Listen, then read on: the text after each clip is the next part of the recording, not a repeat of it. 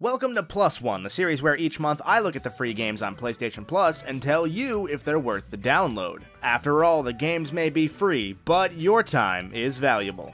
On the docket for April 2018, we've got Mad Max, Trackmania Turbo, Q*bert Rebooted, 99 Vitas, coincidentally that's how many Vitas they've sold this year, and In Space We Brawl.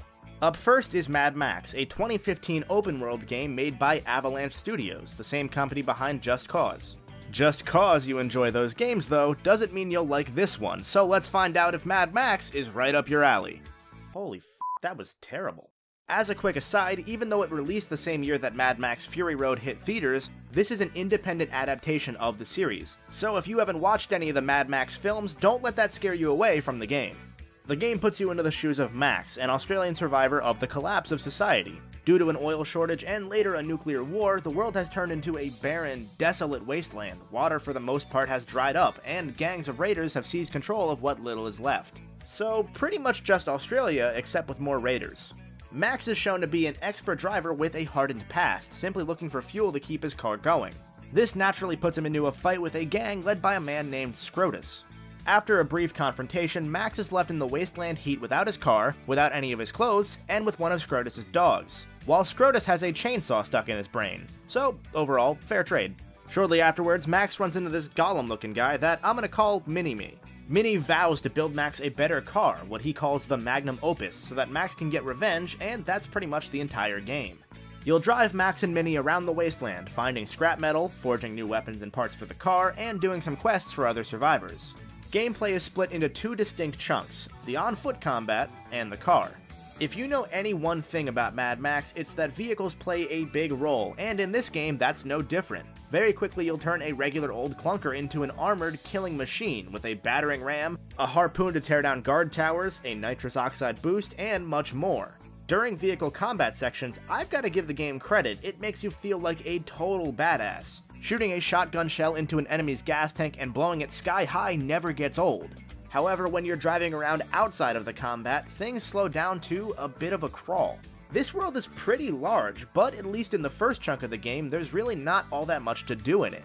There are the usual vantage point towers like in your Far Cry's or your Assassin's Creeds, which this time are incredibly slow-moving hot air balloons. There are enemy bases to take down, optional death races, some random world events, your usual open-world game fare. Mad Max really doesn't stand out in this regard, especially because of how much space you have to work with here.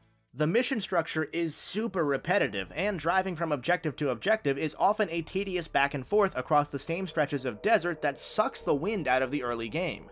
Additionally, you have to keep an eye on your fuel gauge, as just like Max at the start of the game, you can run out of gas. I love this sort of stuff thematically. Running out of gas isn't something often used in games, and obviously I appreciate that the whole world is this huge, barren desert on paper. But in practice, neither of these are exactly fun. Keep in mind, this is supposed to be the fun part of the game. Which brings me to the on-foot stuff. Have you ever played one of the Batman Arkham games, or an Assassin's Creed game maybe? Yeah, this combat is that. Punch some dudes a lot until they die or set you up for a finishing move, parry and counterattack them as they try to hit you, and dodge out of the way if they have a dangerous weapon. It looks flashy at least, and the Fury mode you enter after stringing together a strong combo makes you feel powerful as all hell, but yet again, been there, done that. When you're outside of combat, you'll find yourself moving around at a nice slow jog, only climbing very specific and conveniently yellow ladders or walls. Again, the usual.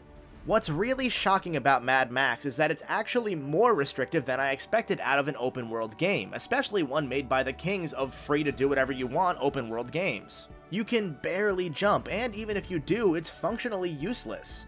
I came back to this enemy camp searching for extra scrap, and the only way I can get back to my car from here is to go all the way back, because I'm not allowed to jump over this tiny guardrail. Almost every area where you're limited to on-foot travel is similarly constricting. It makes for good atmospheric moments and for good combat, but it's not much for me to ask to have alternate methods of entry or exit in a game world with no rules. I do like that the game gives you a completion checklist for each area though, that's a nice touch. At the very least, there's a solid presentation holding things together here. Well, actually, solid might be a bit strong for the presentation.